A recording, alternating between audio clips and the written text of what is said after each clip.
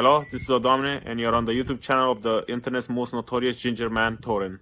When you actually joined this Evil Geniuses team, I feel like people again are going to think of like last year's Giorgio Pion, or the guy on Cloud9 now, where he was like one of the best, probably the best mid laner in the region, like an actual MVP quality player. But I think they're going to forget that when you first joined the team, dude, he wasn't playing like that. In fact, it looked like in the team, I know Peter Dunn, it's actually someone like I've talked to a lot and I've done a lot of shows with him. He'll even explicitly say like the premise at the time was sort of like protect Giorgio Pion because he was a very inexperienced player and not to put like all this like carry pressure on his shoulders. And if people look at even the drafts, sometimes it looks like he just has like a safe mage mid or whatever, or like maybe the draft's shifted for you specifically and then he's more just like it plays to you to some degree. Is this kind of like how it was set up from your perspective?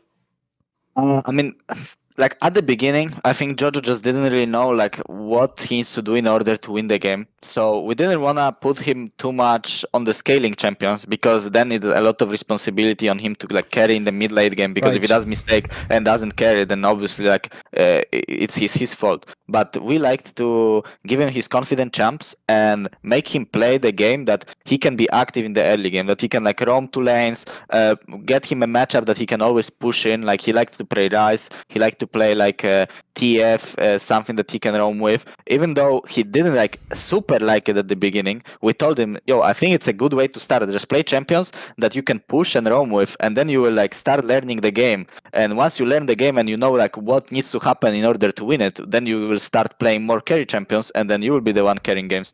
And I think Peter Dunn was really good at teaching him like how he needs to catch waves in mid games, when he needs to move and stuff like that. So it was like very basic stuff, but he was lacking it obviously. Like it was his first really like first good team that he was on, and he actually had to play the game on a good level in order to win against LCS teams. So Peter Dunn was good at teaching in that, and also our head coach head coach Rigby. He was working at Africa Freaks in LCK before, and he had a lot of experience with the mid lane, like how the mid lane should play, when mid lane should recall, which trades he should take, and he was also working with Jojo a lot. So Jojo basically gets support from me and Impact all the time during the game, and then outside of the game, Peter and Rigby were trying to help him with like macro decisions. So I think we just made a good made a good project around him. Like he had someone to help him, and I think he was capitalizing on it pretty well because he was learning really fast. He was always confident in his abilities. Doesn't matter if he knew what's going on or not. He was always ready to fight because he knew that he can outplay enemies. So he had a lot of like good characteristics. Right, I'm sure at this point in time, anyone who's watched interviews must know this detail, that he really was a complete like beginner to League of Legends. Like it wasn't that he was like just too young. He was really young, and he came from, I think he came from like Fortnite or something ridiculous. Right? I think people say it's Fortnite, right? So obviously again, that has nothing in common with League at all. And I've heard, but as a result, by the way, the reason I'm setting up like that is we're not making fun of him when we laugh at these things. It's just really unusual that somebody who's as good as him at a pro level could really not know like certain champion things. Like the famous story I've heard is like, I think they might even have said this was at like MSI or something, mate. They said it like MSI, like I think it was like Gangplank or something. That like he didn't know, for example, like Gangplank barrels crit, and then someone was telling him like, "Why are you standing there?" He's like, "What, that crits?" Like, and obviously everyone in the room, you always forget that like everyone has so much experience. Think about how much experience we talked about you had before you got to LEC. Everyone was sort of like what? Is there a story like that you can tell me? Is there like a funny? Is there another one you can give me? Yeah, that's what I don't remember, but there's like for sure a few stories where he's like, wait, this champion can do that? Oh my god, like what? I didn't know. Like we are playing as a meta champion, and he's like, wait, this can do that? I never played against it. I didn't know. And made sense. He didn't play League for too much. He was like apparently he was like a Diana mid lane player when Diana is not even a mid laner in solo queue. So he's like playing Diana for fun, getting high elo with that. And his playstyle at the beginning was to like kill enemy, and if enemy didn't want to die, like he didn't really know how he can like put how he can transform his lead into the team environment. So yeah, I mean he was really new. You could see he's a fresh guy that doesn't really know what to do, and he just wants to fight and play on his mechanics. And his mechanics were very good. Like the way he was clicking and everything like that, you could see that he's really good. Even when I watched his videos from the Fortnite, like he was really fast with everything he was doing. So you see that he has potential in playing games. Like he's clicking very fast and knows what he's doing. So it was just a matter of time for him to become one of the best players. Well, usually when people come from another region to LCS, the first thing they do is just complain all the time about solo queue, right? About how bad it is. And one thing I feel like gets lost is all the discussion becomes about things like the size of the player base or like, is there enough talent in the league? I've heard, dude, that's not even the biggest problem. Like, one thing I hear all the time from friends of mine who are European players is they say one of the problems of solo queue is it's just nothing like a real game. Like, they say in American solo queue, for example, like the mid laners supposedly just like handshake the lane half the time and don't even try and kill each other or like contest the creeps. Is this true? Yeah, that's like completely true. Everyone is playing like an NPC. Like if it's you are not playing with pro players, players are just playing so passive, and it's not even a game of league. Like everyone is full HP everywhere. No one is fighting.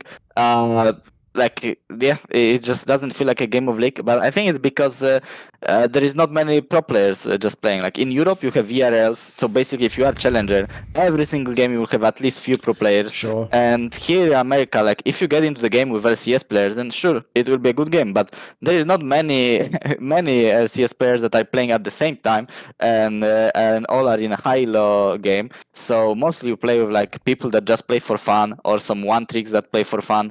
And then obviously the game is not really something that you learn much on the competitive environment. That's why I think pro players kind of stop playing it, because you learn like either bad habits or you learn nothing basically. So the best thing you can practice is just practice new champions. You just like lock in something that you feel like you need mechanical practice at, and then you can actually practice something. Yeah, because that's the thing, like I say, that I was always the complaint, but it's usually in a different way than fans mean. Like, for example, I've heard, like you alluded to earlier, everyone knows there's this thing where people think if you come from like LEC and you go to LCS, it'll just get worse. Like the idea is you'll be playing worse competition, you won't have the EU meta, all the scrim culture, and you'll just get... It sounds like this is another factor though. Like, what, like, isn't this essentially I would spin it to you and ask this. You've seemed to keep your level up. You've looked really good. Well, in fact, as we've discussed, you've sort of developed your game even. Have you had to take a different approach? I mean, if you're in EU, I imagine you would just play as Challenger, you just play solo queue, play the script. I mean, is there a different approach? How have you managed to keep your level high? I mean, even when I was in Europe, I was not playing like solo queue that super much. I was always the guy that watched a lot of VODs and like review my own game from scrims to see what mistakes we are making as a team and try to make the team play better. And it's kind of similar here. I think I just watch VODs of Chinese and Korean teams and just like not even like studying it, but just watching their ideas of the game and see what I think will work for our team and what will not work for our team. Because you can't just watch T1 and then show the clip to your team and be like, okay, we're gonna play like this. I mean, you are not T1, you can't do that. But there are some like stuff that they are doing, like for example, I don't know, like even Keria that comes mid lane really often with Faker to just push wave and like get vision on one side. I think that's something you can implement. There are some other teams, even from like bottom or mid pack teams that are doing some like good pathings in the jungle that can like surprise enemies. And if someone doesn't have a like idea that it can happen, you can actually get a pretty big lead from that. So just watching what other teams have to offer, I think gives you a bigger advantage. You just like you get basically through more scenarios by watching games, because you see someone did something, how it ended up. Okay, maybe I want to copy it, or I don't want to copy it. So you just like watch the games on speed and just see what happened. And I think that basically, as I said, like you get through more scenarios, so you get a bit more experience on everything. What was it like to win the LCS? It was very sick, especially it was the first split that I was there, and I think people didn't really expect us to win because we had a rookie mid laner, Danny, that it was like second split playing, and our regular season was a little bit shaky, and everyone was saying that we are not a good team. Even though when we were 9-9 in regular season, I knew we are a good team. Like if we are gonna play to our strengths and everyone will perform on the day, I knew we have potential. And we ended up showing it up in playoffs. We like 3-0'd everyone and went to MSI. And at MSI, in my opinion, we also had a pretty decent showing. I was really happy with how everything went, and it was just sick. What about, it's an obvious question to ask, but I'll ask it. Did winning the LCS, because if people remember the timeline, you actually won before Rogue won in Europe because you won the first split. Did winning sort of make you feel like, at least I hope, people don't blame me for the Rogue shit anymore? They actually know I am a good player. Do you think it validated you? I mean, maybe. I never really felt like that offended by people blaming me by Rogue things. Like, obviously, I'm a jungler and we didn't win. Like, I'm one of the players. Like, of course, it has to be some sort of my fault that we didn't win. So it's not like it's unreasonable to blame me. But blaming just me, then it would be not like fair. I think everyone had their issues, so it's like everyone can play better, and then we'd probably win. But did I feel better because I won the split? I mean, for sure, slightly. Like I finally felt like I won something, and my everyone played really well in playoffs. No one was really making mistakes, and everyone was on the same page. So I was really happy about it. But it wasn't like my first thought that came to my mind that, oh yeah, I won and Rogue didn't win. Like fuck Rogue. It wasn't something like that. Okay. By the way, should you have won the MVP for the split you won this one? No, I don't think so, because MVP you win for the regular season, and I think in regular season there was like many games where the games were close or we're just losing. And if we are losing, it's not like if someone is losing on my team, it's not like I can do something to be called MVP, because if your team is losing, like surely you will not be able to get MVP unless you are playing mid lane or AD carry and you are farming every minion. Okay. I think if the jungler is winning MVP, it's usually on the top team, and your whole team has to play well, and you have to have a lot of games where you can actually do stuff. So yeah, I don't think I should have won MVP in the split I won. But in the next one, I deserved it. I think I deserved it. Dude, I like the way you like deny both the MVPs you won, but then you think you should have won for the other split. Fair play. Okay. You're obviously an honest person. Like I said, you're quite blunt. By the way, along those lines, there's a question I have for you. Actually, you might not know this, Inspired, but I've actually heard that some of the people in EG did wonder, like I alluded to before, like, will this guy come over? Are we just getting some like diva Polish jungler who's going to be like mad spicy? And one thing they actually told me they were quite impressed by, Inspired, is they said actually within the team concept, you did take people like Jojo and kind of like take them under your wing a bit and try and be like quite kind to them. What would you say in that respect? Because it's kind of what people maybe don't see about you because it's not on camera, right? Yeah, I mean, I think it came out after the words that we lost to Cloud9. That I remember I said like to Trim that like I don't know why we are so scared. Like how can we be so scared playing against the worst team and us? We have a lead and we just don't do anything with it. So people found it toxic, and I was like, right. Like sure, bro. Like we finished the season. Like even if someone is a little bit toxic, like it's not like you did anything in the game. I mean, that's like I flamed him in the game or anything like that. The season ended. We'll have like 3 months vacation. Like. Surely, if you have something on top of your mind, just say it. Like everyone will accept it. It's not like I flame someone personally. Like it's just what happened in the game. And I don't think I ever had any incidents before that. But I guess that's what people heard of. I think it's really normal to me that someone gets frustrated when you lose, and yeah, it's just really normal to me. So I didn't really feel that this was something weird what I did. And yeah, I heard that people thought that I'm toxic on EG before I joined, but I think I just proved them wrong. They never really had any issue with me. I think I'm just getting annoyed when people are not improving and not trying. So I really liked playing with Jojo, because even though when he was like having bad games or inting in scrims or inting on stage, I was like, yo, Jojo, I know you are good. You're going to fix it, right? And he's like, yeah, I'm going to fix it. And then he actually did fix it. So I always gave him a pass on inting. Like he could have inted as much as he wanted. I think Impact was getting a bit tilted at him and he was like flaming him. But I was like, yo, Impact, calm down. Like it's just a kid. Like he will actually be good. He'll actually be good. Just trust me. And I think that's why it worked. I also had heard the similar thing about Impact. I've heard that the funny thing is he's very Korean in that sense. Like he's quite strict. Like if people play badly, he's kind of ruthless. I've heard but I can see why he has like a winner's mentality. What's this guy like to play with?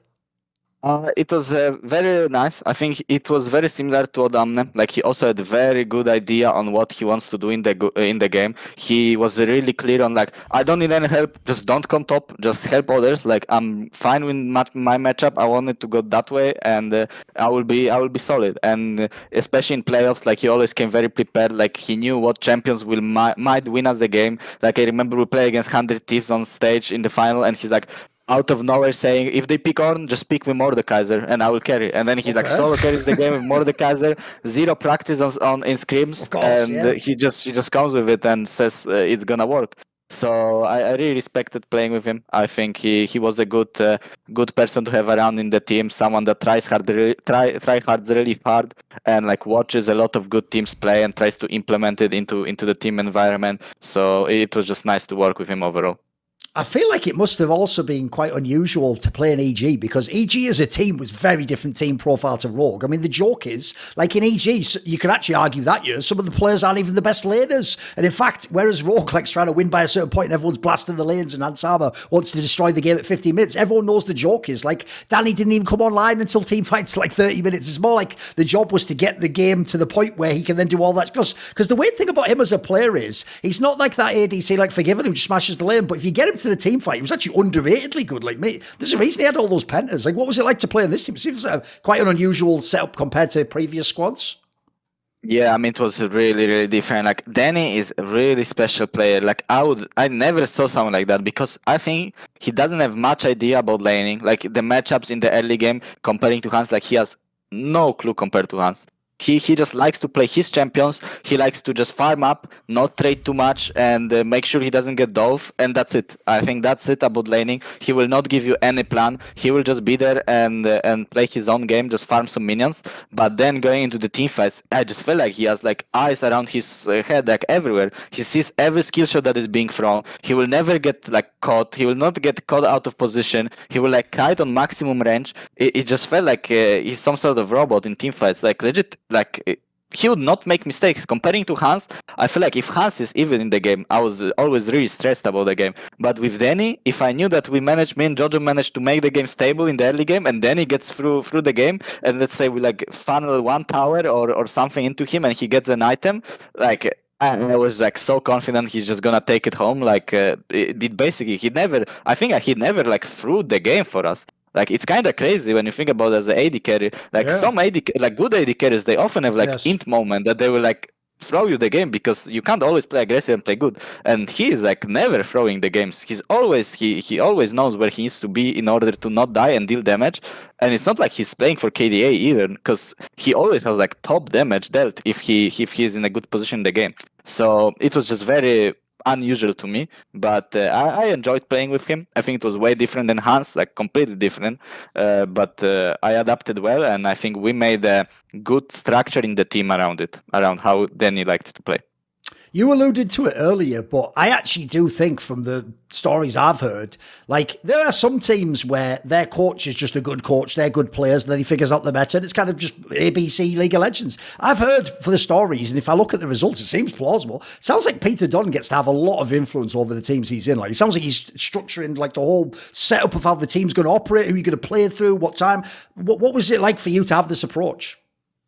I mean, I think Peter was like not really that big of a like team coach type of macro. I think he worked a lot with Jojo, and he worked with Danny. Like he was talking to Danny like what Danny likes to play and stuff like that, and he was thinking about it like during the draft, like what we should be drafting and what Danny feels confident at, what Danny likes to play. And he was mostly talking to Jojo, as I said before. I think he was just telling him how Humanoid was playing, like how Humanoid was getting lead for himself without like killing opponents, how he was over farming on side lane when he was grouping, when he was basing and stuff like that. So I think that was the biggest thing Peter Dunn did. But I wouldn't say it was like a team strategic coach or stuff like that. I think our team was mostly run by me and Impact when it comes to the strategic thing. I think once we figured out that our playstyle will be me and Jojo making the game stable for Danny to farm up and play late game, I think we were already confident and knew how to play it out. I was always with Impact calling like swaps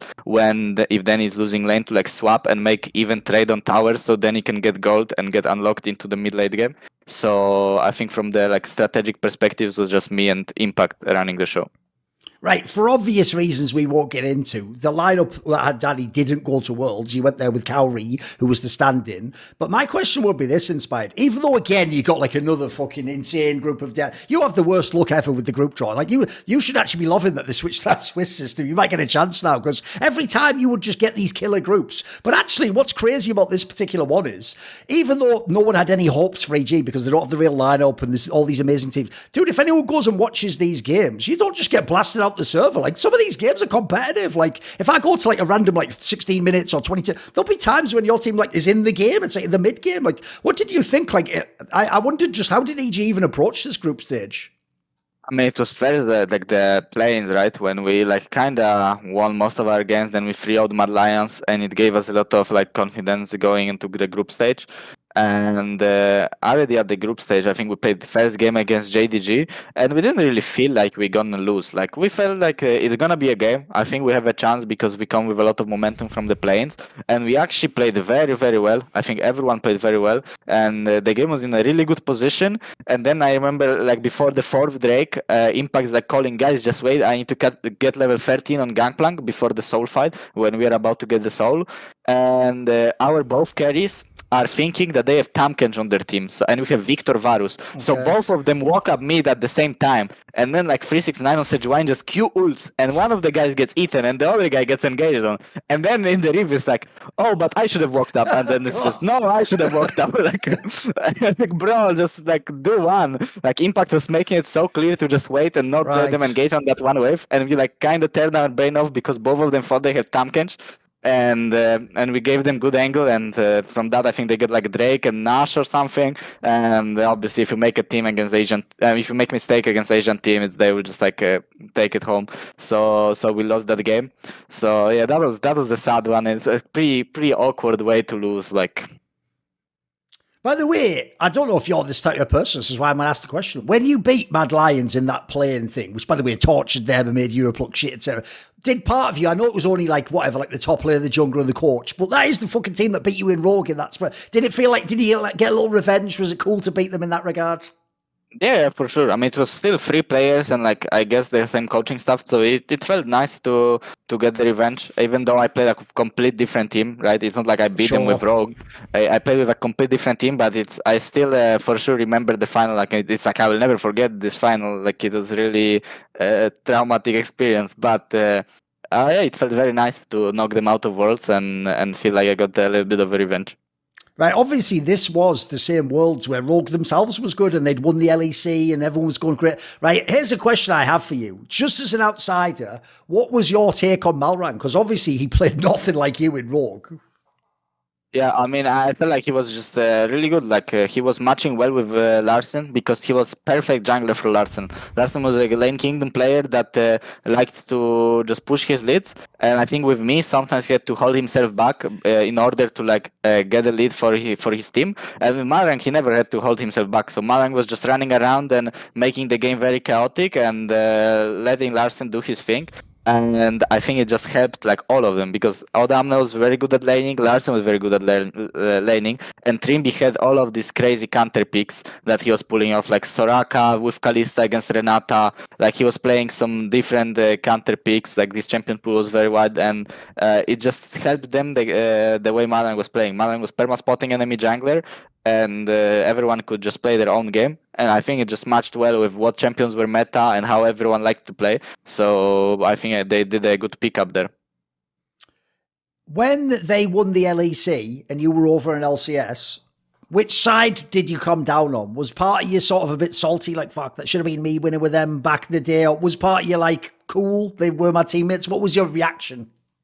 I mean, I will always be salty about the fact that we didn't win. Like, it's not like I will ever change. Like, that final, in my opinion, is still the freest final ever. But, I mean, I felt good that they finally won. I think they were playing really good the whole season, and they had their own idea on how they want to play. They didn't really, like, play only meta stuff. They played this Jarvan that Malrang was creating with, like, a very weird pathings, and Trimby with his Soraka.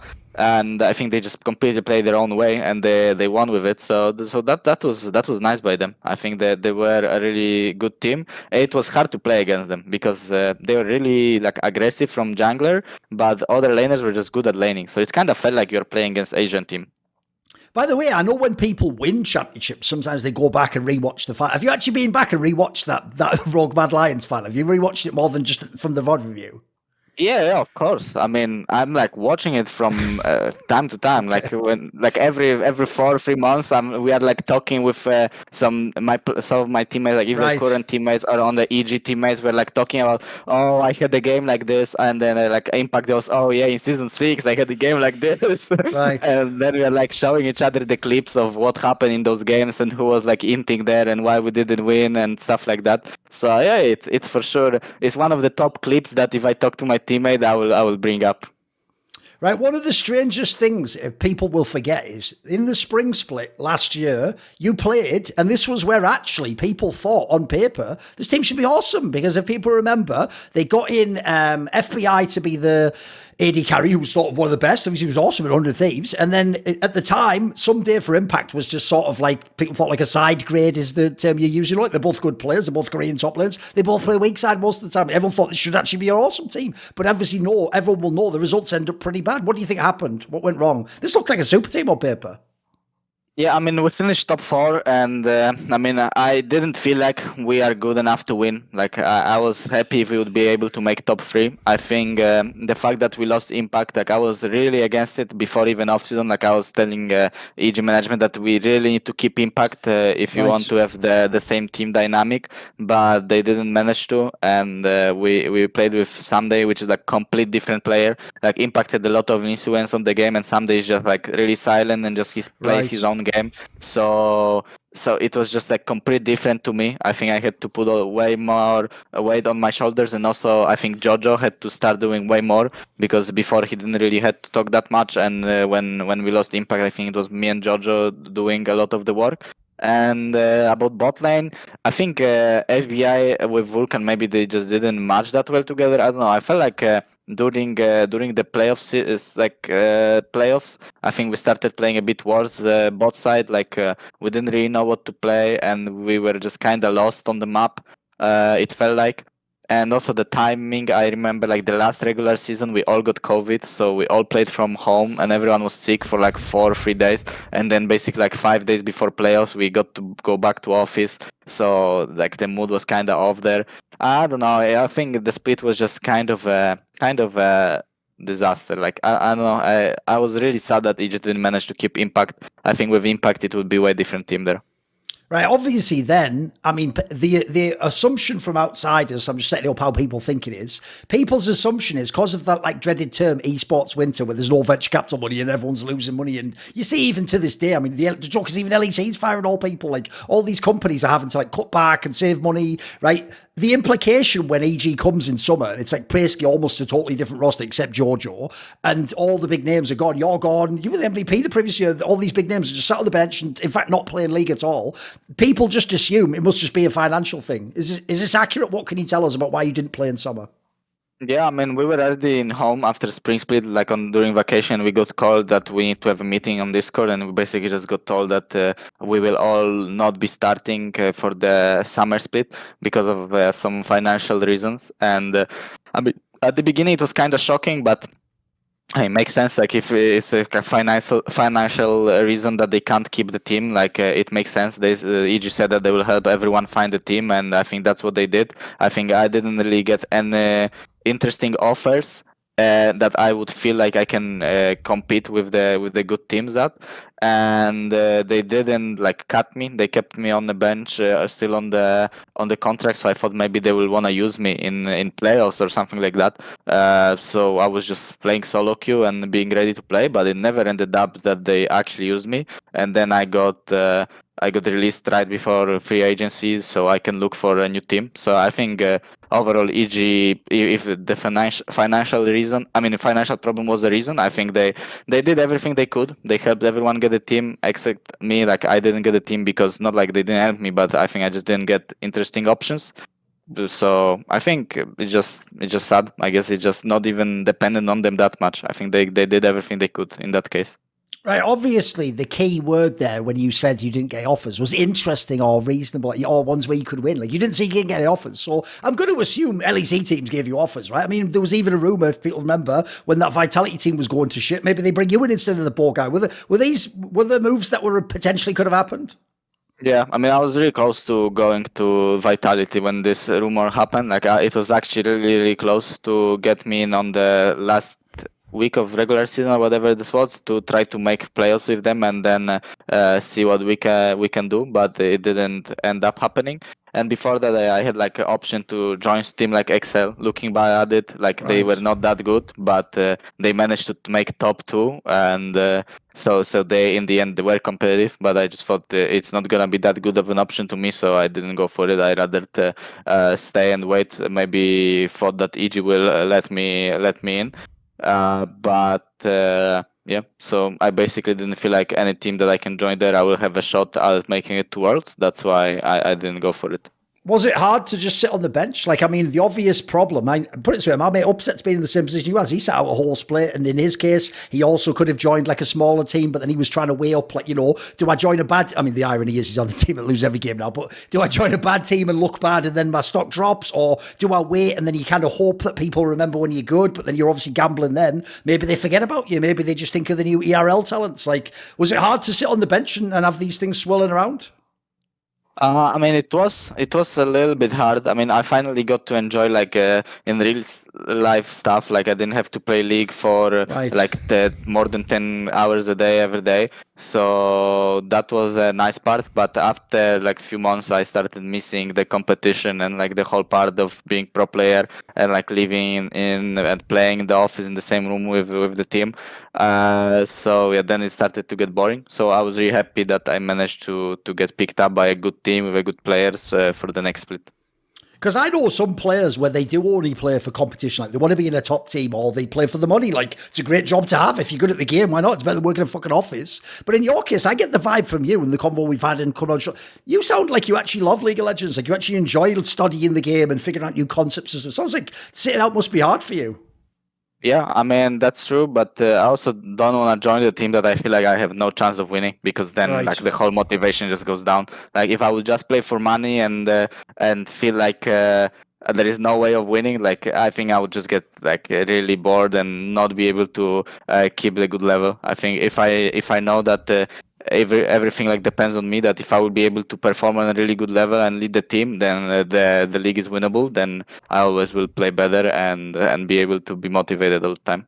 People have probably noticed, even though there are a lot of famous, infamous cases of people who were good in Europe going to LCS, like Hans Armers, Great One Febervern, going there, it not being that great overall. They come back, they try and rediscover their career.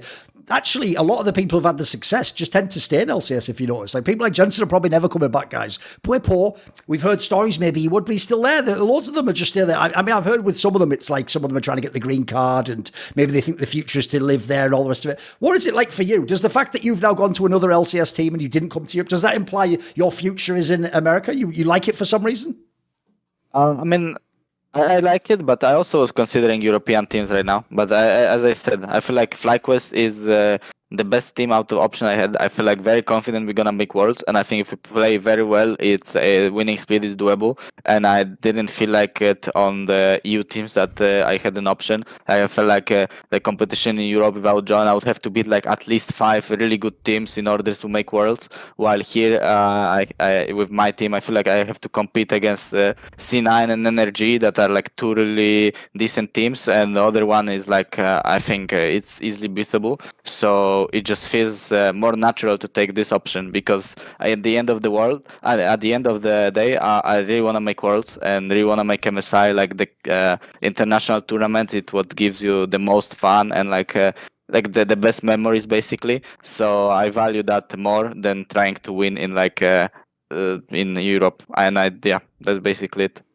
Obviously, in this team, there's some quite interesting players. So I want to ask about a few of them. Let me ask first about the mid laner, obviously Jensen.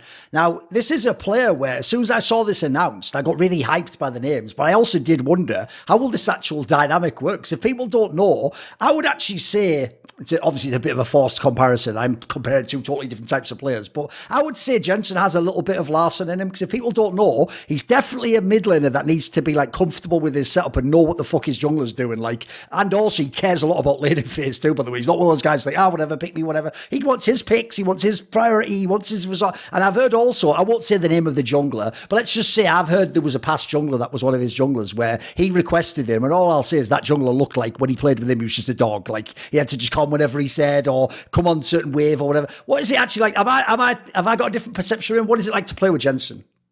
I mean, yeah, I call him sometimes Larssen for the memes. Like, okay.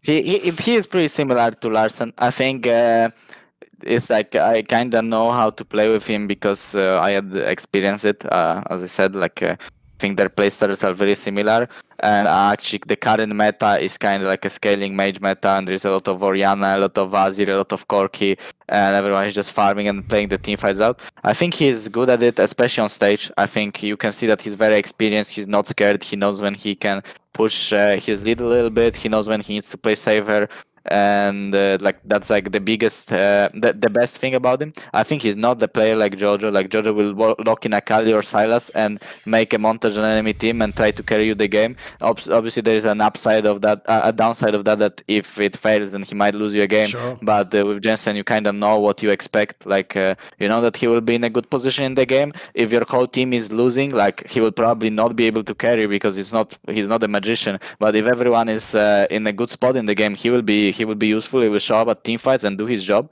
So it's just like it's like a different vibe comparing to what I had with Jojo. And then in terms of top laners, the Bwipo angle is a very interesting one, because even though, you've had Finn, who obviously was kind of a wild top laner himself, but then after that, you've had all these super stable top laners. You've had fucking Odoamne and Impact, who the joke is like they are comparable players, like quite similar mentality.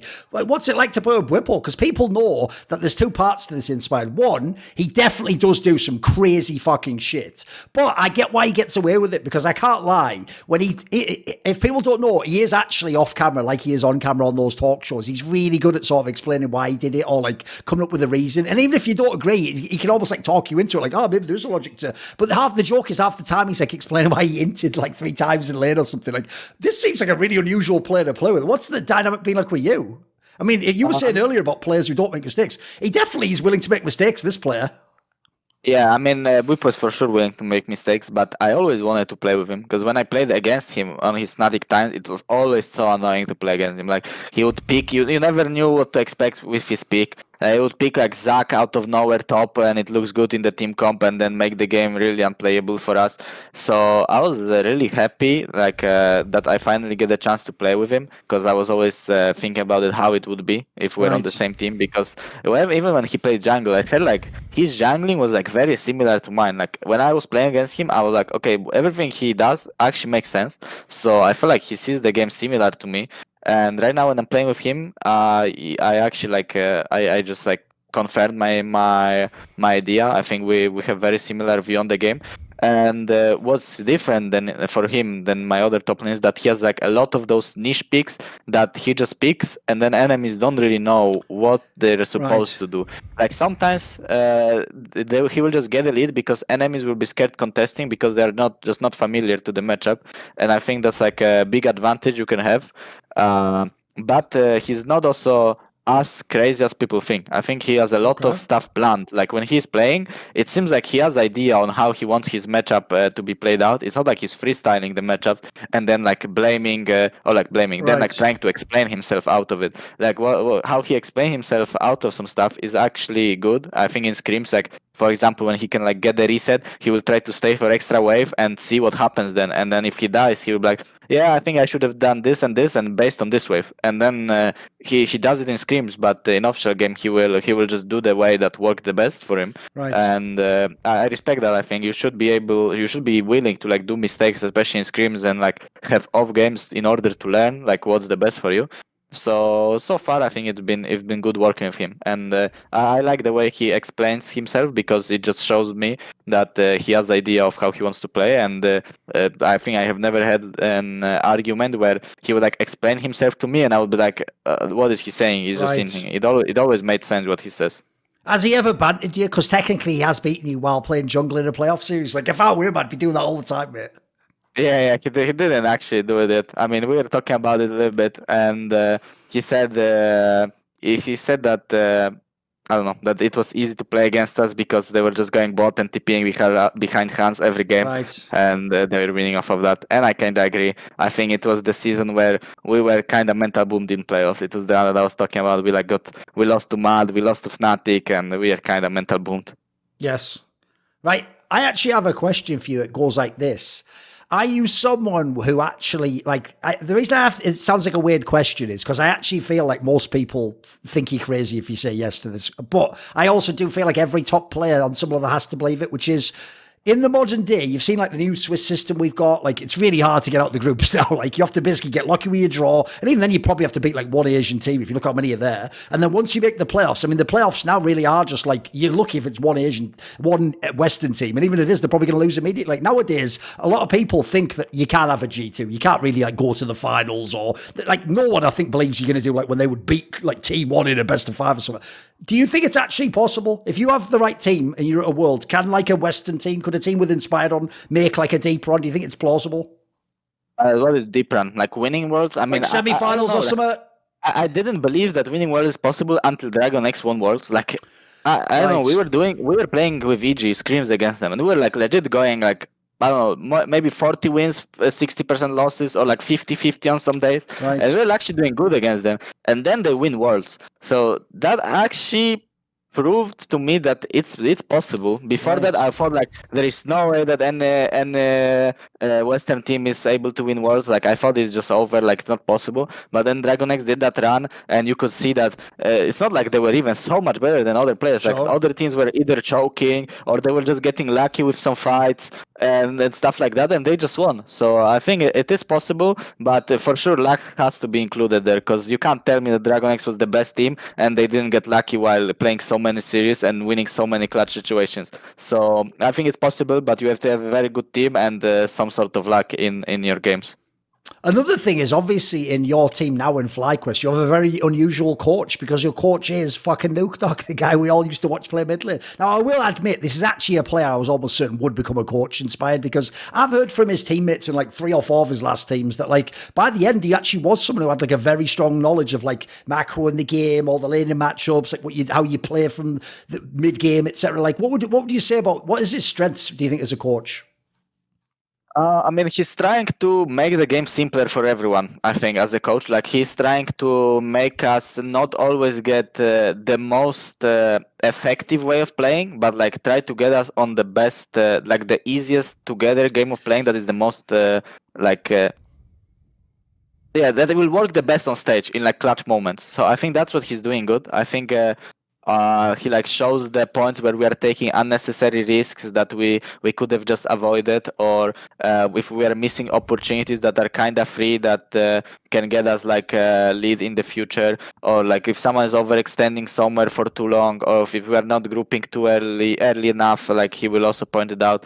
I think he just has like a good view on the game from the outside perspective, that he just watches the game and then he's like, yeah, I think these guys, I mean, here guys, you could have done something differently, like in that way. And I think it's good to have someone like that. I wouldn't say that he's like magically teaching us stuff that me and Bwipo didn't know, because obviously we have like a lot of experience, we know how the game should be played, but I think he's good at connecting everyone, like so we will all know what to do without talking too much. I obviously asked about some of the other junglers, Elyoya, etc., earlier on in the interview when it was appropriate. But I have some others I want to just ask about, because they're people who you've played against and have been your peers. So one would obviously be, since you're in LCS, Blabber. You obviously played against him when he was on C9. You played him in the region as well. What is this guy like? Blabber is like a bit crazy to play against. Like sometimes he just makes the game very like normal and doesn't do much, and in the other game he will like start doing some random stuff that you don't really expect. So then you don't really know which Blabber you are gonna meet on the day. Like in some games he might start the Drake randomly, in some games he might just farm, in some games he might be trying to cheese gank or like do some cheese invade. So it's kind of annoying to play against players that are like different depending on the day. I think I don't know what it depends on. Like I never really like played with him or watched him play, so it's like it's kind of hard to judge, but it's for sure harder to play against him than other players, because as I said, it's like you never really know what exactly you are expecting from him, and on top of that he has like way better mechanics than all the other players in America. So if it's a close fight, it's not like you're gonna win it just because you are clicking better than him. So I think he's for sure currently like the hardest one to face. What are Inspired's mechanics like? Like, obviously, we know in theory people say the jungle role isn't that mechanical. I mean, by the way, you don't watch the LPL and LCK if you say that, but okay. Like, I understand why Westerners think that. I'd say your mechanics should be a strong point for you. Are you the best mechanical jungler? I'm not sure if I'm the best. I'm for sure at the top, but I don't like to play the game at the way that I need to outplay my enemies. I like to play more where I create scenarios where you are just in a better position than enemies, so then you just win. I don't like to go into like 50-50 somewhere, invade or something, and make sure like I dodge enemy skill shot and land mine in order to kill him and get the lead off of that, because I think it's not reliable. Like I will do it in some games and people will call me a god, and in the other game I do it and I die and everyone will be like, what is he doing? So I don't really like that way of play. So yeah, I don't really have too many spots where I try to outplay the guy mechanically. I rather try creating leads by like smart play and getting play off of tempo and like smarter pathing rather than just fist fighting. And then I actually want to ask about Jankos, obviously. It'd be foolish to ask a Polish jungler not to ask about Jankos, right? This is someone where, like I talked about earlier, I think the cool thing about his career is obviously he's played every style of jungle at this point in time, and his results are just impossibly good. You look at all the teams he's on, I think every team's better when he's on them. Like, who is this person to play against? And I assume you've observed him for many years. Who is Jankos to you? I mean, I think Jankos, like the best playstyle for him is the ganking playstyle. I think he's really good at finding ganks. I don't think he's that good mechanically. Like whenever he would lock in champions like Graves, Kindred, I would feel like the game is way easier for me to play than when he plays champs like Elise or Rek'Sai. When he plays Elise or Rek'Sai, I just feel like he's impacting the whole map just like by not doing something, and then randomly he like does one gank and then the team snowballs from that. So I think his best strength is just finding angle to gank. I don't really feel scared about like him making a really smart path and getting a lead off of that, or like outplaying me mechanically on some random invade. Like the only thing that I'm scared of when I play against him is actually like his ganking patterns, because it's very unpredictable. And I think like for sure he's the best jungler at finding good angles to gank people. And then the other one is another Polish jungler, but this one's a bit trickier because it's obviously self-made, isn't it? Like, all I'll say is this. If this guy's career had gone properly, it should be your direct peer. You basically came in the LEC at the same time. You're both really skilled players. You both have great mechanics. The problem is, and this is someone I'm going to investigate in a video in the future, I've decided, because to me, he's too much of an enigma. People on the outside must know from the teams he's been between. There's obviously some sort of problem going on there, or teams lose faith in him or something. The problem is, Inspired, if I ever ask people who've played with him, like people do say, like, no, in his own way, it's a bit one-dimensional, but he is really good. Like a certain type of champion, certain type of game, he will carry. Like, but they told me he's a bit more like a solo queue jungler. Like he's a beast, but he's maybe not like the team jungler. Obviously, if you're playing LEC, sometimes you are going to be the dog jungler, right? What do you think? What would, as someone who's a peer of his, what would you say? What do you think his issue has been? What's he good at? Yeah, I mean, as you said, I think his mechanics are his biggest strength. Like when you play against him, you don't want to give him any 50-50 angles, because he is just like for sure the best jungler ever Europe ever had mechanical wise. Like if you go into some fight on like a Graves Kindred matchup or stuff like that, or give him Lee Sin in good angle and just fight him, I think he will always find the angle to outplay it, or like have a good opening. But I think he's not that good as like playing the game slow. When the game is even, he like might sometimes farm too much, or might not be able to be at the good spot on the map. I think that's his weakness. I think he's not that good as a team player. But I think mechanical wise, he's his biggest strength. That's why I think if he's playing against worse player than him, like in the jungle, let's say, like someone who's worse mechanically than him, like he will just walk there and just fight and just carry the game. But if enemies know how he likes to play and don't give him this kind of angles, I feel like he's not that scary to face. You just have to play more as a team, and then I think his game just gets way harder. I thought we could do like some quick fire questions at the end. And here's the format. Like I ask a question about a player. All I need is give me a name, but then give me a reason why, basically. So who in your career was the most fun teammate to play with? The most fun teammates to play with, I think probably Jojo, because he was better at making jokes, and like when I was joking off him, he was just making joke back on me about something I made. So for sure Jojo. Okay. Who is the smartest player you've played with? Impact. I think Impact was the smartest. Like he always found solution to actually right now when I think about it, could be Bwipo too. I mean, it's either Bwipo or Impact. I don't know, but both of them had like very good idea about everything that's going in the map, not just their top matchup, and they have their top matchups like planned to perfection. So it's kind of one of them. Yeah, one of them. Okay. What about who is the most skilled teammate you've played with? Has to be Jojo too. I mean, he just played 2 years competitive and he won the MVP, became like the best mid laner in America. He was really good at Fortnite. Like, I think it has to be Jojo. Who is the most clutch teammate you have played with? Clutch. I think it will be Impact. Like, as I told you, like he's going into the game in the playoffs, no practice. Mordekaiser says, just pick him, Mordekaiser, guys. I'm gonna win it. And he's just like clutch in those moments. Like, if you don't know something, you just ask him, and he's like complete ready. And I think it has to be Impact. Who is the best teammate in the sense of teammate? Like, actually, like not just their skill, like the things they add to the team. Who's the best teammate? I feel like Hans maybe was the best teammate. He was really like talkative about how he wants to play. He was trying to help you with everything. He was always very positive. I think he never gave like any negative energy. Like, for example, Jojo and Impact, like when they got mad, like you could see that they are like tilted. They would like either say some not that nice stuff or like be a bit more negative. But with Hans, even when something went wrong, like he was never negative at all. He was always like very chill and stuff like that, and he was trying to help everyone to do his best. So I think Hans was like the best teammate I ever had. Who was the hardest player you have ever played against?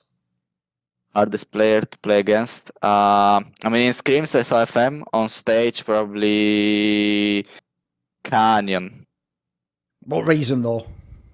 SOFM would like, I felt like SFM was just a better Canyon. Like, he would not make mistakes, and on top of that, if he had an opening, he would go for it. And with Canyon, I felt like he was a little bit passive, but that's basically meant that you could never do anything to him. And whenever his laner needed him, and like I could find an opening, he would just be there. So it was just not counterable, their team, because he was just very solid, just waiting for the opportunities that his team is creating instead of making his own stuff.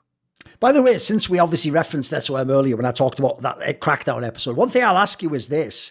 If people, because a lot of Western fans, you have to remember, they don't watch the LPL or they don't watch all the games or they just watch the teams at Worlds, let's be real. So they might remember that Suning run. But actually, I feel like the casters for that run almost made him seem more like a silly player. It made it seem like he was doing random stuff. I got the sense from the way you were talking, actually, I think Peter Dons and Nelson are also massive fans of this guy. I got the sense he's actually quite a calculated player, right? Like, he does do weird stuff like just invade the jungle and do stuff to fuck with people's timings and stuff, but it feels like that's calculated, right? He's not just doing random moves. Yeah, exactly. I think if you don't know what he's doing, like you don't think why he's doing it, then it might seem random. But in some stuff, he would like, if he knows it's good for his jungle matchup and for the game, for like both junglers to stay level 1 until 3 minutes, he would just go there and stare at you, and right. He will not do anything. And if it's like good for him to spot you in the game, he will be like perma in your face trying to spot you, even though he's like a little bit behind. If in some games it's good if he's not being spotted, he will like never get spotted and just perma be in fog and make sure that enemies don't know where he is. Like, I think like his kind of playstyle just go a bit more in depth, and if you are just a viewer, you will not really know why the stuff he's doing are that good. Because one thing I feel like, as a sort of a final question, that this opens up that people maybe misunderstand about jungle is obviously jungle isn't just because the problem I feel like all viewers have for jungle is this inspired. Obviously, we don't have the fog of war when we watch the VOD, do we? Like, everyone's going, look, it's obvious. Like, but people forget is there's no vision there, or maybe the team didn't call when someone went missing, or you forget what timing someone comes out of base. So I feel like the part people miss is, and whenever I talk to pro junglers, they tell me so much of it is mind games. Like what you're talking about with SOFM there is, look, everyone knows what like the most efficient meta clear is. So if you actually play like normal, like solo queue, you'll be pretty predictable actually. If you want to do some of the things this guy's doing, you have to, like you say, you have to sometimes be willing to sort of like sacrifice something in the game to get like a weird appearance. Like, what would you say to that aspect? I feel like that's the part where every fan thinks they know jungle. It's probably the hardest role as an outsider to know what the person's doing, right? Yeah, I mean, I think if you find a counter to something that everyone does and you use it well, then obviously it's like really good. But he was doing stuff that I would never like really think of, even like build stuff or like rune setup stuff. He would like play cookies on some jungler and use it to invade, because then he has like more health with cookies. And or some other games he would like do puffing where he gets certain gold and he like sell his cookies to get a better item and then plays off of that. So I don't know. I think he always like was very smart about the angles he would create, and I never found it. Like I'm sure of it that it was never random. Like he always had some idea behind it. So it was very nice to watch it. At the end of this interview, do you have a final message? Is there anyone you want to thank or say hello to? Not really. I mean, I'm just I want to say thank you to every fan that still supports me, even though I took a break, and now I'm on a new team, and still people didn't forget about me and watch my games, and hopefully you guys will enjoy my games, and I will be able to keep a good level to keep you entertained. Dziękuję. I've had to make a lot of tough choices in my career, but thanks to the support of my Patreon community, the Skrilluminati, I never have to make tough financial decisions. So this video and all the rest on my channel are kindly supported by Ahmed Haju, Frisky, Mac Pugnaccio Racula, Animosity, Jensen Go, Tobias Bernasconi, Tosh, Toucan, and you know it if you've ever heard before, and you'll hear it many times in the future. A special thanks goes out to my main man, Jerry Keys Minion. Do you want to ask a question in my video AMA? Do you want to be part of one of those long discussions where we talk about whatever you like in esports? Do you want teasers, find out who the upcoming guests are going to be? Or maybe you want to suggest a topic for a future Thorin's Thoughts type video? Well, if any of these perks or others appeal to you, put your money where your mouth is today and join the Skrilluminati by joining the Patreon link in the description box below.